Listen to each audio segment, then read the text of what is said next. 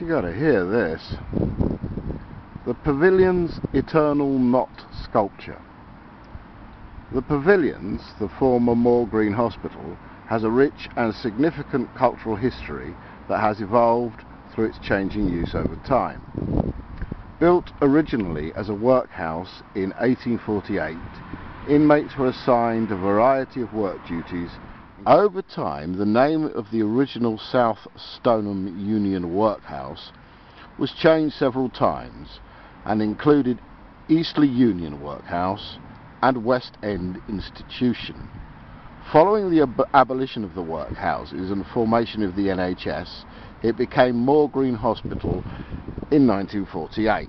There were several additions to the building, and Eastleigh Borough Council, in partnership with West End Parish Council, commissioned artist Tim Ward of Circling the Square in 2019 to create this new piece of public art as a creative response to the site's compelling cultural heritage.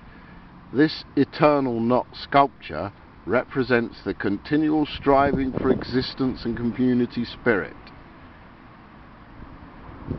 The artist engaged with pupils from St James Primary School to create this plinth imagery.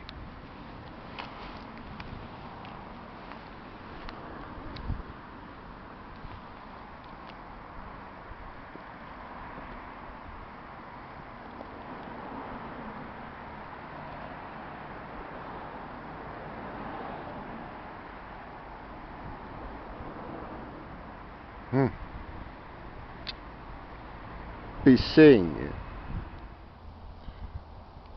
Oh, doubly, trebly cursed in the heart of every well-wisher of his race ought to be this fatal parish provision, fatal to the giver, fatal to the receiver, entailing upon the one indifference, hardness of heart, distrust and suspicion, upon the other pride, insolence, recklessness, improvidence, the neglect of all social duties, the disruption of all family ties, all that the heart should hold most dear withers beneath its influence, all that heaven has pointed out as the most favourable virtues change beneath its poison spell into the most opposite and detested vices.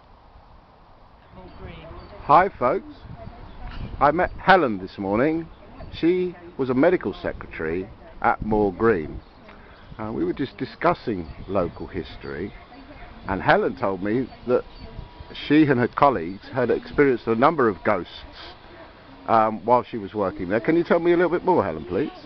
Well, I'll just give you one example. We used to have to go to the very top of Moorgreen Hospital, which in the olden days I think they used to keep the mother and babies up there, right at the very top. And we used to have to go and get medical records from there.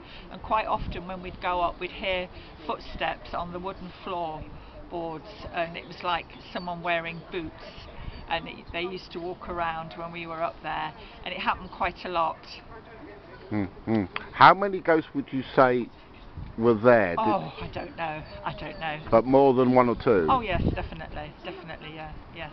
Yes, that's very interesting, because obviously the site, that Stoneham site, has been used from the book Half a Loaf, right, for welfare provision and mental health provision and workhouse provision for something like 400 years, hasn't it? I don't know about the time scale. I just know sort of like from the Victorian days, and we used to have to go and collect medical records for people that were researching their ancestors, and these were going back to probably the Victorian days, turn of the century, all written in fountain pen and everything. So did you work there? No, obviously you wouldn't have worked there. Did you work there while it was still a mental health institution, did you? No, it was a hospital. It was a hospital, yeah, then? And I worked next door, and we used to have to go over regular. So was it used for mental health? I don't know. Oh, in the olden days? What, in the Victorian era? I think it was, yes. Well, it was a workhouse, wasn't it? It was a workhouse. For people that were destitute. That was always a bit of both, wasn't it? Yes, yes. Male and female, yes. Well, thank you very much for talking to Okay. me this morning, Thank Helen. you. That's excellent. Thank you very much. Thank you.